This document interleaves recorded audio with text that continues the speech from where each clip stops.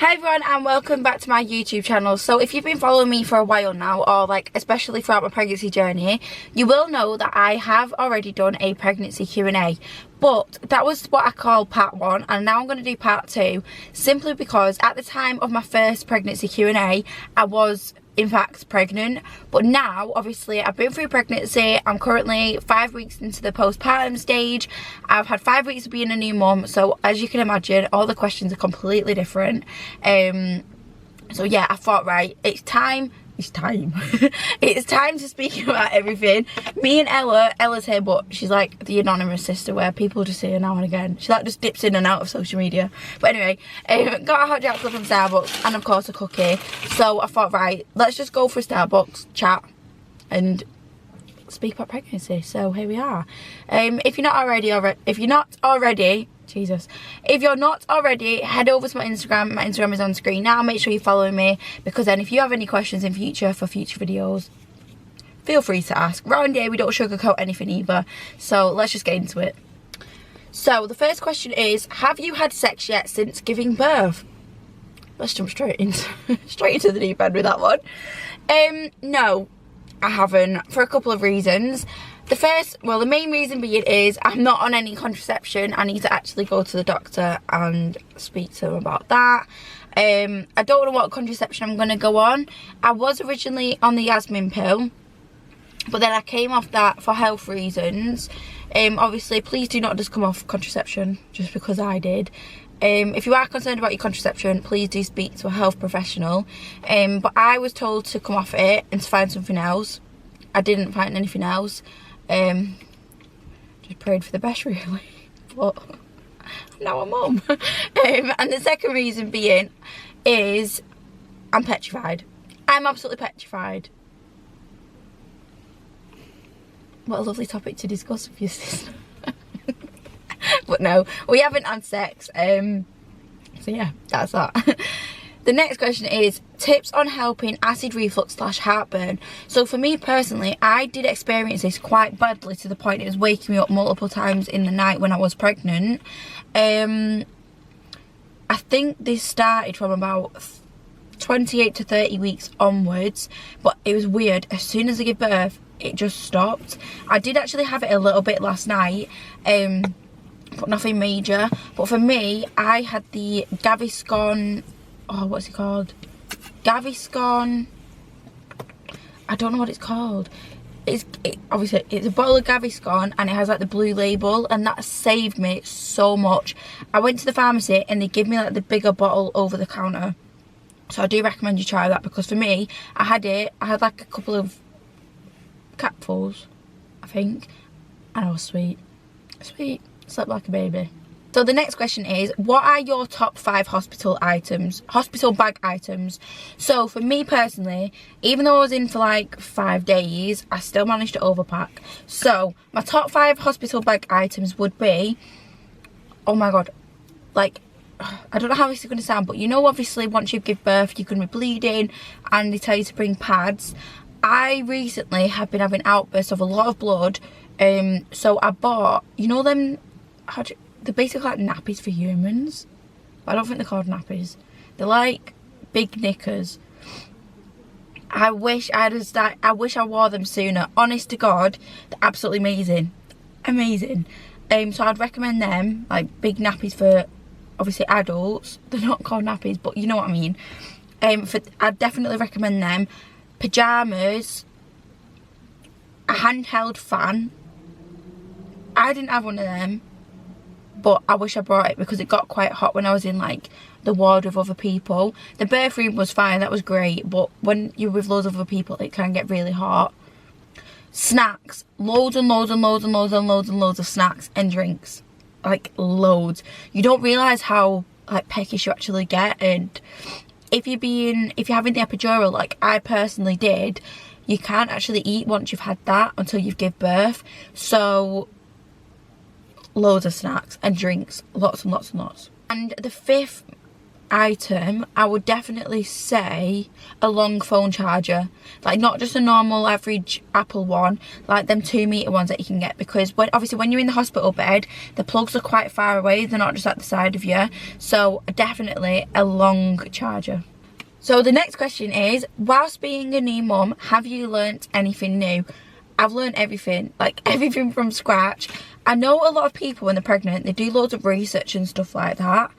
I'll hold my hands up, I really didn't. Like, I didn't know what to expect, but I'm that type of person where I never look into anything. I kind of just wing life. Like, I just do it. Do you know what I mean? Like, if I get an idea, I just do it. But obviously I would recommend doing your research before you're having a baby.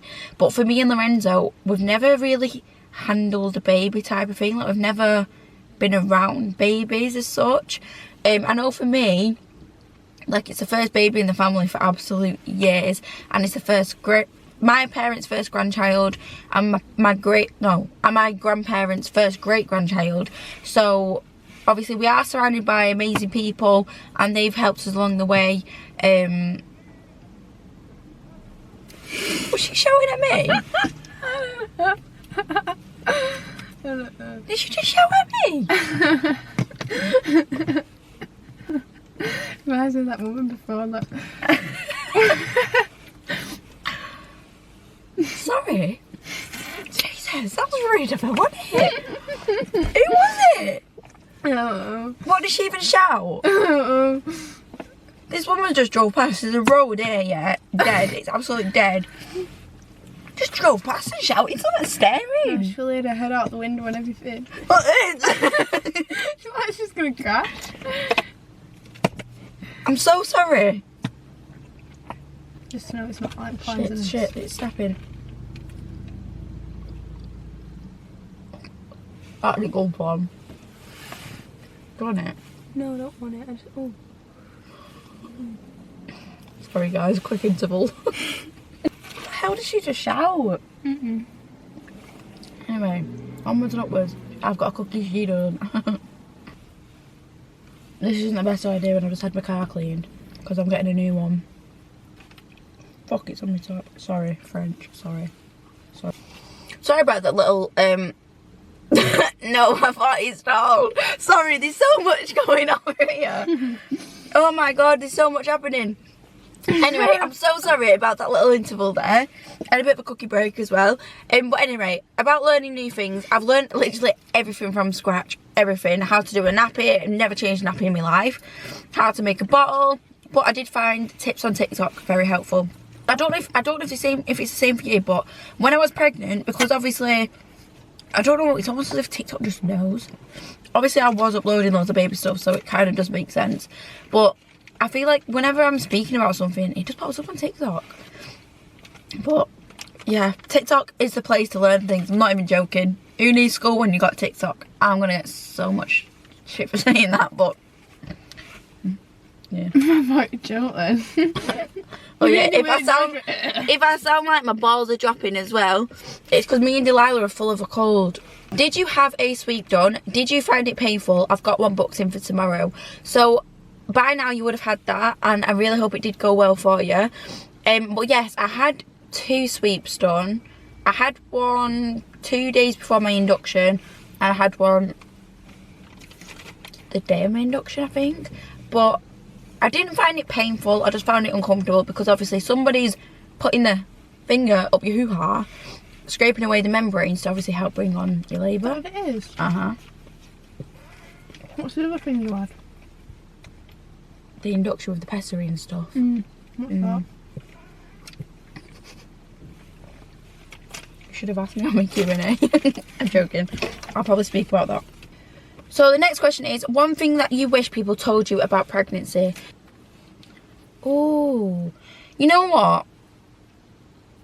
Nipples. Oh my god, my nipples. Thank you, Ella. Thank you very much. See what I mean? She just pops in and out whenever she pleases. My nipples, right? Okay, so I've said this on TikTok before, and I'm going to say it on YouTube. Imagine you got 2 bowls of chocolate, yeah? Melted Cadbury's chocolate. I love that. I had that a lot in pregnancy. I used to have like a bar a day, but anyway, moving on from that. 2 bowls of melted chocolate, yeah? It's like you're reaching over like this. Me tits. into it. I've gone out. Just use your imagination. Ella can vouch for me on this one. Like, forget burger nips. What can we call it? Oh, it's literally like... It's like... I don't know what it's like, but... Oh my god. They're huge. They're absolutely huge. And I know... Sorry for being a bit TMI and that, but... I just want to pre-warn you. Your nips might go brown. They might expand. And they're still... I miss my nipples. I do miss my nipples. How did you transfer your care? So for me personally, the process was dead straightforward. It was so easy. So to cut a very long story short, obviously I was having issues at under the hospital care that I was with, if that makes sense. So it was a case of, I made sure that I spoke to my new hospital first before transferring my care. So I rang up Burnley and I said, this has happened, blah blah blah, I would love to be under your care, type of thing. And they booked me in for an appointment the day after. They were absolutely outstanding. Like, I can't recommend Burnley Hospital enough. And obviously I do understand people have positive and negative experiences at all hospitals. That is fine. But honestly, Burnley for me and Lorenzo were absolutely incredible. The midwives were outstanding. The care was amazing.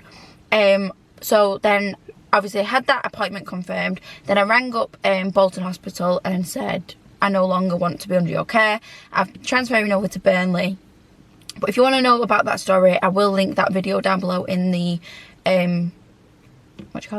description, and then you can find out more about that. But it was literally a case of ringing up my new hospital, letting them know, then ringing up the current hospital and telling them bye-bye. The next question is, was recovery worse or harder than you predicted? I definitely underestimated it. How are you healing? Now, I am completely with you. I second you on that one. I definitely did underestimate the recovery side of it. So, yeah, again, if this is graphic, I'm sorry. But I teared in labour. Not, obviously, the majority of people, when they tear, well, from what I've heard anyway, from talking to people, is people tear from, like down to the bum, if that makes sense. But for me, I actually teared up at the top. You know, like where you wee from. But believe it or not, it actually didn't wee. It didn't wee when I hurt. Should I hope not? It didn't hurt when I weed, but it did sometimes, but not agonising. But I think it was because, like, I used to just, like, wriggle around on Lucy what I felt better. But the healing process for me, it was more uncomfortable, like, when I was sitting down. But my friend actually said to me that I should have got like a rubber dinghy, like a donut, blow it up and then sit in that, because you're not putting pressure on where you're healing from. Obviously that... BBLs. Is it? So obviously it depends on what type of birth you have, like if it's a C-section or a natural birth type of thing. Is it called natural birth? Yeah. Or like, you know, out of it down below. But yeah, I did underestimate it a lot. I'm still bleeding now and I'm nearly 6 weeks postpartum. But obviously everyone bleeds different, the pain's different, everyone tears different and stuff like that. But I did underestimate the pain, yeah. So the next question is, how often does your little girl feed? She is currently feeding every 3 to 4 hours. She was on 4 ounces. She wasn't 4 ounces. She was £7 She was on 4 ounces of formula. I upped it to 5 because she kept necking it. Well, now she keeps finishing 5 and she's like 5 weeks. So just gets fed whenever she cries, really, innit? Yeah, she makes me aware when she wants to feed. So yeah, every 3 to 4 hours. The next question is, was you ever scared about what the pain in labour would be like? Now, for me personally, throughout my pregnancy, people kept saying, are you scared for labour? Are you scared to give birth? And I was like, no. Because I just didn't allow myself to think about it until I was in that moment. So I never got myself worked up about it because I didn't want to overthink. I didn't want to cause myself stress in pregnancy. And I just didn't allow myself to think about it, to be honest. But for me personally, I did have the epidural, so I didn't actually feel anything. I know there were so many questions about what's the pain like and stuff like that, but I can't really relate because I had the epidural, and I want to be completely open and honest about that because you can have that, by the way. So yeah, the pain, I didn't allow myself to think about birth, anything, and yeah. I'm so sorry if the lighting's changed. It's getting darker because I'm sat in McDonald's carpet. and sat in McDonald's car park. Right, so the next question is, did you have a catheter fitted? Yes, I did, because with the epidural, obviously you can't feel down below. So I had that fitted. For me personally, it didn't hurt at all, but yet again, for everyone, it's completely different. What, without that, would you literally just like piss and shit yourself? Yes. Oh, nice. But we don't want that. Oh, I absolutely love this question. My girlfriend is pregnant. How do I make her the happiest I possibly can? That is such a good question, because I feel like, I don't want to say the wrong thing here, but I feel like, obviously, especially if it's your first baby and stuff like that, you don't really know how your partner's going to be in a pregnancy. So you might not know how to handle it because you've never been in that situation before as well, if that makes sense. But from my point of view, the best thing you can do is make sure she's okay. Like, ask her regularly, not every second of the day, but like always check up on her, see how she's feeling. Does she need anything? Does she need you to do anything? Like, or even do things without asking. So like, just put the pots away, do the dishwasher, do the washing, like clean the kitchen. Do you know what I mean? Like, little things will really, she'll really appreciate it. I can tell you, she'll really appreciate it. Like, I know when I was pregnant and say Lorenzo emptied the dishwasher, put stuff away, and like, the little things just mean the world. Like, I can't even explain to you. So yeah, just do little things for her. Always make sure she's okay. See if she needs anything doing, and just be there for her. Oh yeah, and also my sister's just reminded me, I know for me personally, I went through a good few first stages, which I will admit to now because I'm not pregnant anymore. I was an absolute cow, right? I was such a cow at times. Not all the time, but I was a cow at times, not gonna lie. So yeah, I did have me moments, to say the least. So if your partner calls you every name under the sun, has a go at you for nothing, just take it with a pinch of salt, bite your tongue. It's just the hormones. It's just the hormones, you know. It's just the hormones. I can't really use that excuse anymore because I'm not pregnant. But yeah, just take what she says to you with a pinch of salt, because I'm sure she doesn't mean it. It's just the hormones. It can get very overwhelming. It can get lonely, so just always be there for her. Does being induced hurt? I'm being induced next week and I'm so scared but excited. Honestly, right, before I get into the induction part of things, the fact that you're excited is absolutely amazing. And when you do feel these like feelings of being scared, you're nervous, just remember the best is yet to come, and you're gonna have the most amazing gift in the world at the end of the entire process, right? So for me personally, the induction part did hurt, yes, but I've now got my baby girl Delilah. Do you know what I mean? So that outweighs all of the pain type of thing. So for me, I had the pessary first for 24 hours. That didn't do anything.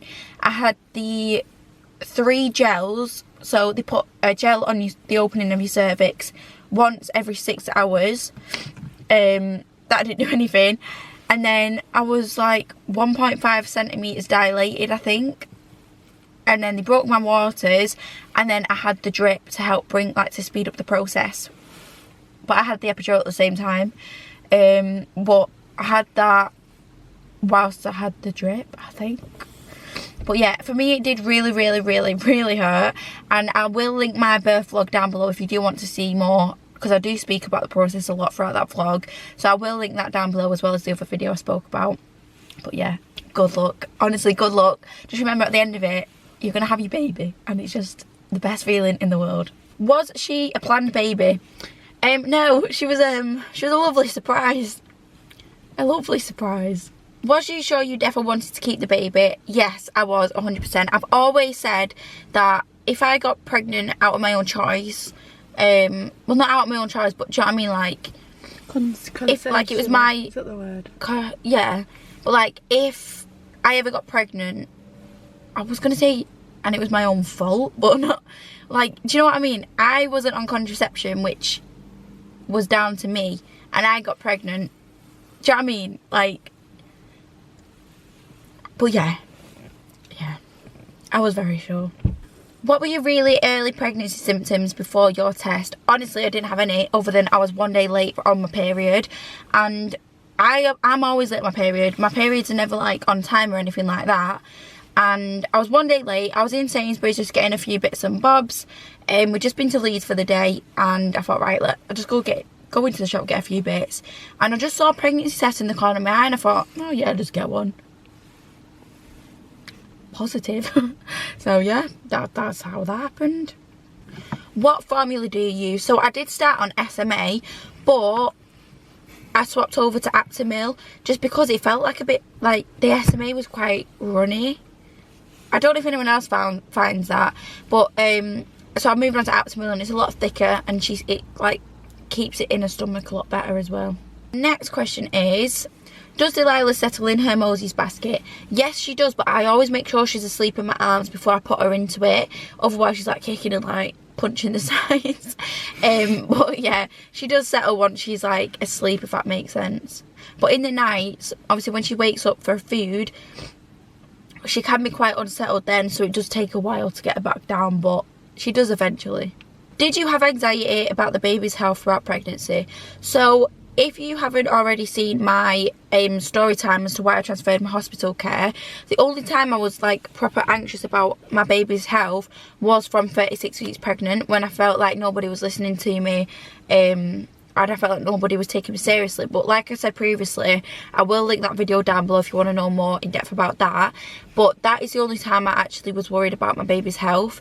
And obviously, if you're a mother watching this, you know what it feels like when you're pregnant, because you feel like your baby's health is your responsibility, but because they're inside you, there isn't anything you can physically do, so you are relying on midwives and medical professionals to make sure everything is okay. But when you feel like nothing, like if you feel like something's not right and somebody's telling you it is, it's so frustrating. And I weren't sleeping, I wasn't eating, it was horrible, it was absolutely horrific. But on that note, if you are experiencing reduced movements or even increased movements, or you just feel like something isn't right, please do make sure that you do go and see a midwife or a doctor and speak to somebody.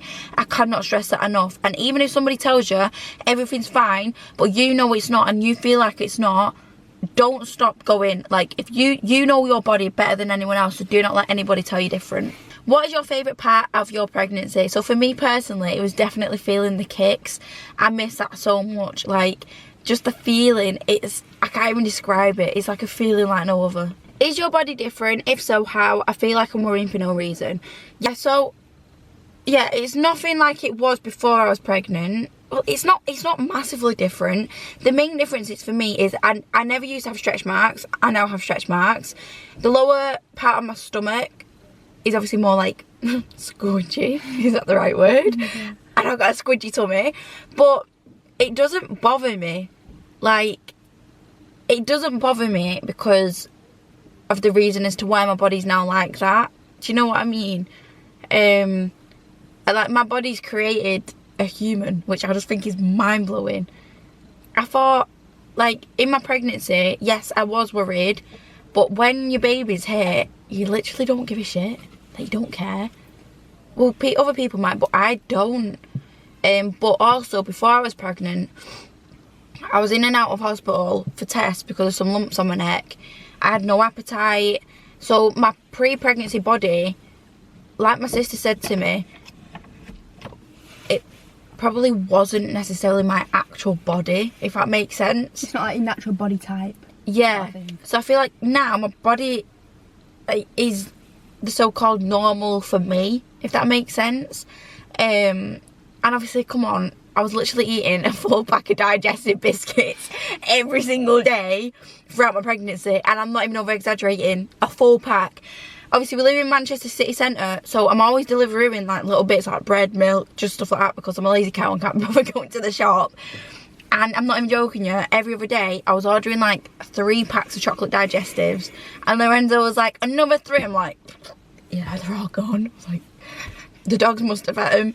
But yeah, it is what it is. And obviously I know everyone's not going to have the mindset like I do, and I understand it can like affect some people's minds, but for me, because before pregnancy I wasn't eating, and then throughout my pregnancy I did get my appetite back, and now I'm losing it again, which is so frustrating.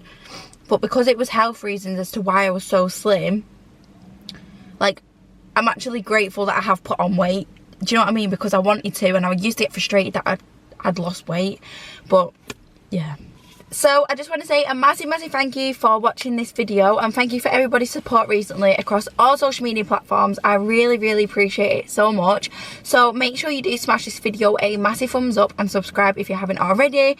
And I've got a very exciting vlog coming this week because I am picking up my dream car. So make sure you keep an eye out for that, and I will see you in a video very soon.